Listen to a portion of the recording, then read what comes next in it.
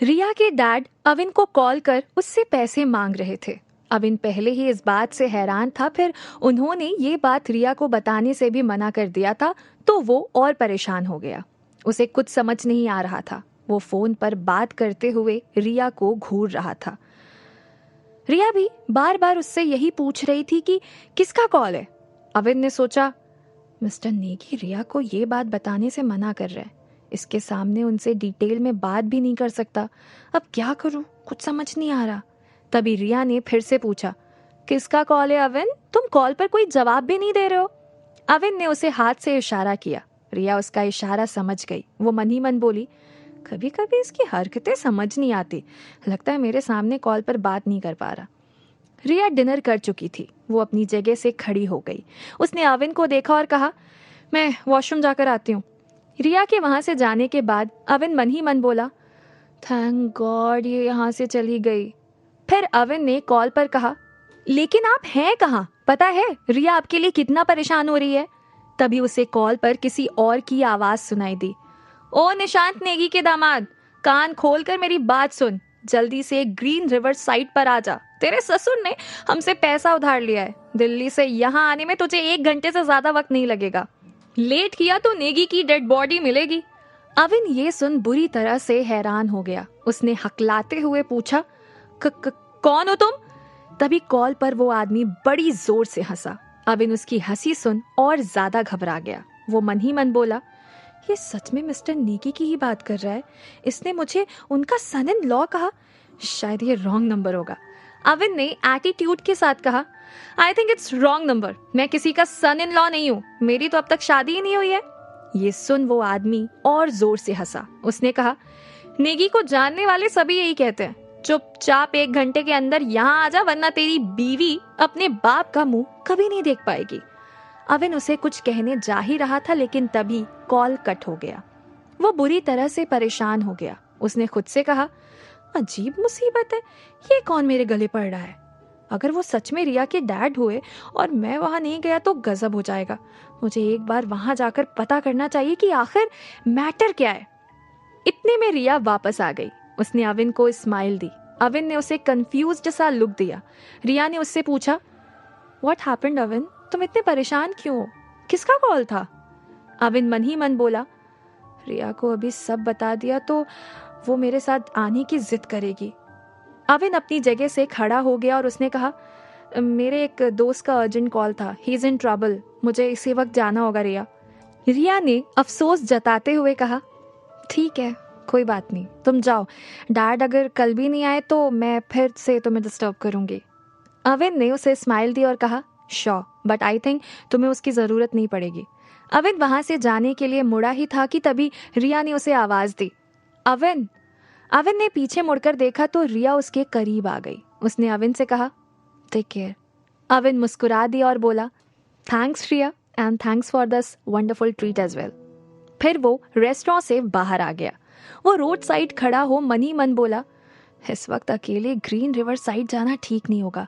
Highway cross करते ही वहां जाने का रास्ता भी कितना खराब है। कोई टैक्सी वाला भी इस वक्त वहां जाने को रेडी नहीं होगा। क्या करूं, किसकी हेल्प लूं? उसी वक्त कुछ सोच उसने कुणाल को कॉल लगाया। फोन उठा। कुणाल ने पूछा, भाई कहाँ हो? तुम तो 8 बजे तक आ जाने वाले थे।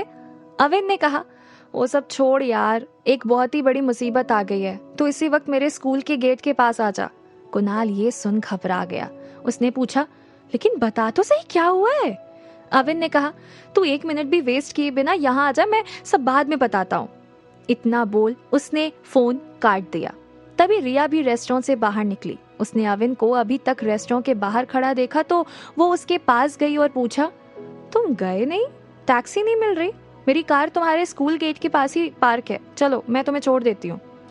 अविन ने जल्दी में कहा, अरे नहीं नहीं, रात बहुत हो गई है, तुम्हें अब जल्दी से घर चले जाना चाहिए, मैं अपने लिए कोई ना कोई अरेंजमेंट कर लूंगा। रिया ये सुन मन ही मन बोली, अजीब आदमी है, मुसीबत के वक्त भी दोस्तों की हेल्प लेने से इसे प्रॉब्लम है। रिया अब भी वहीं खड़ी थी। अविन ने फिर कहा, रिया तुम जाओ, देर रात तक तुम्हारा घर से बाहर रहना सेफ नहीं है। अब रिया भी बिना कुछ कहे बस मुस्कुराकर वहां से चली गई। उसी वक्त अविन ने तपन सिंघानिया को कॉल किया। कॉल कनेक्ट होते ही उसने कहा, सॉरी यार तपन, तुझे इस वक्त परेशान कर रहा हूँ, but it's an emergency, I need your help. Tapan इस वक्त नेटफ्लिक्स पर कोई हॉरर मूवी देख रहा था। उसने कहा, कोई नहीं यार, दोस्त आखिर कब काम आते हैं, बोल क्या हुआ, कैसी हेल्प चाहिए। अविन ने उसे कॉल पर कहा, मुझे इस वक्त ग्रीन रिवर साइड जाना है, तुम्हारी कार चाहिए थी। तपन का ध्यान अब भी मूवी में ही था। उसने उसे कोई जवाब नहीं दिया। अविन ने फिर कहा, यार ट्रस्ट मी, तेरी नैनो को कुछ नहीं होगा, जिस हालत में लेकर जाऊंगा वैसे ही वापस भी कर दूंगा। ये सुन तपन ने टीवी ऑफ कर दिया। उसने अविन से शॉक्ड होकर कहा, तूने क्या कहा अभी? इस वक्त तू ग्रीन रिवर साइड जा रहा है? तुझे पता है ना वहां के कच्चे रास्ते के बारे में कैसी अफवाह फैली हुई है आजकल। अविन ने बड़े आराम से कहा, आई नो, लेकिन मेरा इस वक्त वहां जाना बहुत जरूरी है। मुझे तेरी कार चाहिए, प्लीज यार, मना मत करना। पर तपन ने उसे मना कर दिया। वो बोला, तुझे कहीं और जाने के लिए मैं आधी रात को भी अपनी नैनो दे सकता हूँ, पर ग्रीन रिवर साइड पर जाने को तो कभी नहीं। वहां पहले ही बहुत से मर्डर हो चुके हैं और भूतों के बारे में भी मैंने सुन रखा है। Don't take risk Avin. Avin मन ही मन बोला, हॉरर मूवीज देख देख कर इसका दिमाग खराब हो गया है, अब इसे कैसे समझाऊं कि भूत फूत कुछ नहीं होता। उसने उसे कन्विंस करने की कोशिश की और कहा, इट्स अर्जेंट तपन, मुझे जाना ही होगा, किसी की जिंदगी और मौत का सवाल है, प्लीज आज रात के लिए तेरी कार दे दे।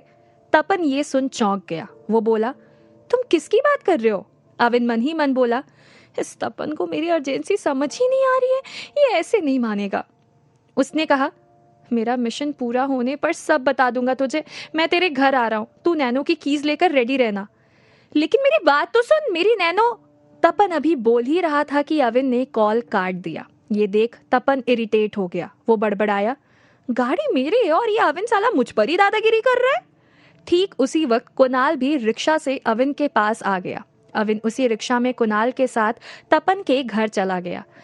तपन घर के बाहर ही अविन के आने का वेट कर रहा था। अविन हड़बड़ी में रिक्शा से उतरा। उसने तपन के पास जाकर कहा, चल ला कार की कीज। तपन ने कहा, चाबी तो मैं तुझे दे देता अविन, लेकिन मेरे नैनो को रिपेयरिंग की जरूरत है। अविन ने उससे कहा, बहाना मत बना और चुपचाप कीज दे, तेरी नैनो की इस बार की सर्विसिंग मैं करा दूंगा। तपन ने मन ही मन कुछ कैलकुलेशन किया और फिर अविन को चाबी दे दी। उसने कहा, तो ठीक है, तू इसे अभी ले जा, लेकिन संभाल कर ड्राइव करना, तेरी ड्राइविंग बहुत ही खराब है। अविन ने चाबी ली और मन ही मन बोला, ये साला फिर से इसकी खटारा कार पे मुझसे खर्च करवाएगा। कोई नहीं, टाइम आने पर मैं भी इससे सब वसूल कर लूंगा। अविन फुर्ती से ड्राइविंग सीट पर बैठ गया। कुणाल भी जल्दी से उसकी बगल की सीट पर बैठ गया। अविन ने कार स्टार्ट की और स्टीयरिंग घुमाते हुए जोर से एक्सेलरेटर दिया। ठीक उसी वक्त कुछ गिरने की आवाज आई। तपन नैनो के पास ही खड़ा था। वो जोर से चिल्लाया, ओ इडियट, ये क्या कर दिया तूने? अविन ने ग्लास विंडो से तपन को देखा। उसने बहुत इनोसेंटली पूछा, क्या हुआ? तपन ने कार के बैक साइड जाकर नंबर प्लेट उठा ली। अविन के पास आकर उसने वो उसे दिखाई और बोला, इतनी जोर से कोई एक्सेलरेटर देता है क्या? नंबर प्लेट निकल गई। अविन ने वो नंबर प्लेट तपन के हाथ से लेकर कार की पीछे की सीट पर रख दी और बोला, ये मेरी नहीं, तेरी खटारा की गलती है। तपन ऊंची आवाज में बोला, मेरी कार यूज कर रहा है और उसे ही मेरे सामने खटारा कह रहा है? हाउ डेयर यू, बाहर निकल इसी वक्त, मुझे नहीं देनी तुझे अपनी कार। लेकिन अविन ने कार आगे बढ़ा ली। तभी कार में से कुछ और गिरने की आवाज आई। तपन जोर से चीखा, तूने इसकी बैक लाइट भी तोड़ दी, अबे रोक। तपन कार के पीछे दौड़ा, लेकिन अविन तब तक दूर निकल गया था। पर थोड़ा ही आगे जाकर कार बंद हो गई। ये देख अविन फ्रस्ट्रेट हो गया। वो ऊंची आवाज में बोला, तपन की ये खटारा ना उसी की तरह है। अविन ने चाबी घुमा नैनो को फिर से स्टार्ट करने का ट्राई किया, लेकिन काफी देर तक ऐसा करने पर भी वो स्टार्ट नहीं हुई। तो अविन ने कुणाल की तरफ देखा। उसने कुणाल से कहा, लगता है इसे धक्का मारना पड़ेगा, तुम कर पाओगे? कुणाल हंस दिया और बोला, एक हाथ ही नहीं है, लेकिन इरादे बड़े मजबूत हैं दोस्त। कुणाल पीछे जाकर एक हाथ से नैनो को धक्का मारने लगा। कुछ देर की कोशिश के बाद वो स्टार्ट हो गई, लेकिन अंधेरे में स्पीड ब्रेकर की वजह से उछलकर रोड पर पड़े एक पत्थर से टकरा गई। ये देख अविन इरिटेट होकर चीखा, किस बेवकूफ ने रोड पर पत्थर रख दिया? कुणाल ने आगे आकर वो पत्थर उठाकर साइड में फेंक दिया। उसने ग्लास विंडो के पास आकर अविन से कहा, इसकी आगे की बॉडी डैमेज हो गई है। अविन ने उससे कहा, ये तपन की कार है, कुछ भी हो सकता है, तू टेंशन मत ले, चल बैठ। आधा टाइम तो इसने यहीं वेस्ट कर दिया। कुणाल ये सुन हंस दिया। वो चुपचाप अविन की बगल की सीट पर बैठ गया। अविन ने कार की स्पीड बढ़ा दी। वो मन ही मन सोचने लगा, रिया के डैड अगर सच में मुश्किल में है तो मुझे जल्दी करनी होगी, कहीं वो गुंडा सच में उनके साथ कुछ ऐसा वैसा ना कर दे। ठीक उसी वक्त थोड़ा आगे जाकर कार फिर से बंद पड़ गई। अविन ने जोर से स्टीयरिंग पर हाथ मारा और चिल्लाया, डैम इट, ऐसे तो पहुंच चुके हम। क्या करेगा अब अविन? क्या वो टाइम पर ग्रीन रिवर साइड पहुंच पाएगा?